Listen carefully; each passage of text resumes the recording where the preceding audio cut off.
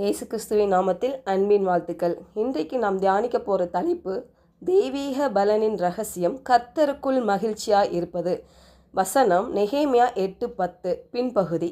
இந்த நாள் நம்முடைய ஆண்டவருக்கு பரிசுத்தமான நாள், விசாரப்பட வேண்டாம், கர்த்தருக்குள் மகிழ்ச்சியாய் இருப்பதே உங்களுடைய பலன் என்றான். நம்ம மகிழ்ச்சி எதன் மேல் இருக்கிறது? எதை சார்ந்து இருக்கிறது? மனிதனை சார்ந்து இருக்கிறதா, இல்லாட்டி நம்மளுடைய உலக பொருட்கள் மேலே சார்ந்து இருக்கிறதா? நம்ம சொல்கிறதெல்லாம் எல்லாரும் நம்ம கூட இருக்கிறவங்க கேட்கணும் அப்படின்ற இடத்துல இருக்குதா?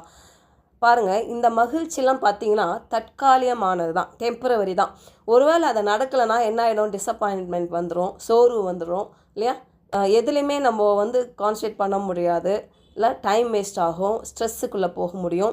ஸோ நிறைய காரியங்கள் இருக்குது. அப்போது இந்த காலை வேளையில் தேவன் நம்மோடு பேசுகிற ஒரு காரியம், உங்களுடைய மகிழ்ச்சி என் மேல் இருக்கும் பொழுது உங்களுக்கு ஒரு தெய்வீக பலன் நிரம்பும் என்று சொல்லுகிறார். என்றைக்குமே இந்த உலக காரியம் பார்த்திங்கன்னா மகிழ்ச்சி கொடுக்குற மாதிரி இருக்கும், ஆனால் அது மகிழ்ச்சியே இருக்காது. ஆனால் நம்ம கிறிஸ்துவுக்குள் மகிழ்ச்சியாக இருக்கும் பொழுது அது பாருங்கள் பர்மனண்ட்டாக எந்த சூழ்நிலையிலும் பாருங்களேன் தளர்ந்து போகாதபடி, சோர்ந்து போகாதபடி, நம்முடைய பலன் குறுகி போகாதபடி அது எப்பொழுதும் ஒரு தெய்வீக பலனாய் நமக்குள்ளே இயங்கி கொண்டு இருக்கும். நீதிமொழிகள் 17:22 மன மகிழ்ச்சி நல்ல ஔஷதம். அப்போது நம்ம மன மகிழ்ச்சியாக இருப்பது பார்த்திங்கன்னா ஒரு நல்ல மருந்து என்று நம்ம பார்க்குறோம். உலகத்தானெலாம் பார்த்திங்கன்னா இந்த தியானம் அந்த இடத்துலலாம் பார்த்திங்கன்னா ஒரு ப்ராக்டிஸ் பண்ணுவாங்க சிரிக்கிற மாதிரி. ஆனால் அதெல்லாம் எதுலேருந்து வருது? உள்ளத்துலேருந்து வருதா? கண்டிப்பாக இருக்காது. அது ஒரு எக்ஸசைஸ். எப்படி வாக்கிங், ஸ்கிப்பிங், ஜாகிங் அது மாதிரி அது ஒரு எக்ஸசைஸ் இல்லையா? ஆனால் அதுலேருந்து மன மகிழ்ச்சி உண்டாகும்னா கண்டிப்பாக கிடையாது. அதனால் அது ஔஷதம்னு சொல்லவும் முடியாது. ஆனால் தேவன் இங்கே சொல்லுகிற ஒரு மன மகிழ்ச்சின்றது உங்கள் இருதயத்திலேருந்து இருதய நிறைவினால் வருகிற மகிழ்ச்சி. அது கண்டிப்பாக ஆவிக்குரிய வாழ்க்கையில் இருக்கிறவங்க மட்டும், விசுவாசிகளாக இருக்கிறவர்கள் மட்டும், தேவனுடைய அன்பை புரிந்து கொள்ளுகிறவர்கள் மட்டும்தான் அதை உணர முடியும். அதனால் இந்த வசனத்தை நான் கன்ஃபஸ் பண்ணிட்டேன், இது கண்டிப்பாக இதுதான் மெடிசன், அப்படி இது மந்திரமாய் சொல்லுகிற ஒரு காரியம் கிடையாது. நம்ம இருதய நிறைவினால் வருகிற மகிழ்ச்சி, அந்த இருதய நிறைவு கர்த்தருக்குள் இருக்கும் பொழுது அந்த மகிழ்ச்சி நீருற்று போல வெளியே வரும் பாருங்க. அதுதான் நமக்கு ஒரு பலனை கொடுக்கிறது, ஒரு மருந்தாய் திகழ்கின்றது. அது ஆத்மாவுக்கும் மருந்தாய் இருக்கும், நம்ம சரீரத்துக்கும் மருந்தாய் இருக்கும், ஆவிக்குரிய மனிதனுக்கும் அது மருந்தாய் இருக்கும். அதனால் இந்த பூமியில் எந்த இடரல்கள், பிரச்சனைகள், போராட்டங்கள், பலவீனம் வந்தாலும் அந்த ஆவிக்குரிய மனிதன் சோர்ந்து போக மாட்டான். ஏன்னா அவனுக்கு நல்லா தெரியும், நான் கர்த்தருக்குள் இருக்கிறேன், என்னுடைய மகிழ்ச்சி அவருக்குள் இருக்கிறது.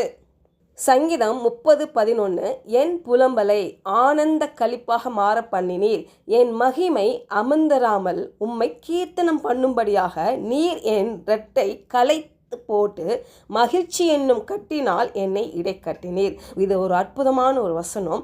இங்கிலீஷில் பார்த்தீங்கன்னா, you have turned my mourning into dancing for me, you have taken off my sackcloth and clothed me with joy. பார்த்தீங்கன்னா தாவீது தன் ஜபத்தின் விளைவை பற்றி இங்கே சொல்லுகிறாரு பாருங்கள். இன்றைக்கு கூட சோர்ந்து இருக்கிறவங்க, துக்கமாக இருக்கிறவங்களாம் தங்களுடைய துக்கத்தை எப்படி வெளிப்படுத்துவாங்கன்னா தன்னுடைய உடைகள் மூலயமா, கருப்பு உடைகள் அணிந்து, நிறைய பேர் வீட்டில் பார்த்துருக்கீங்களா, சாவு வீட்டுக்கெலாம் போகிறப்போ கருப்பு ட்ரெஸ் அணிந்து போயிருக்கிறாங்க. நானும் நிறைய பண்ணியிருக்கிறேன்.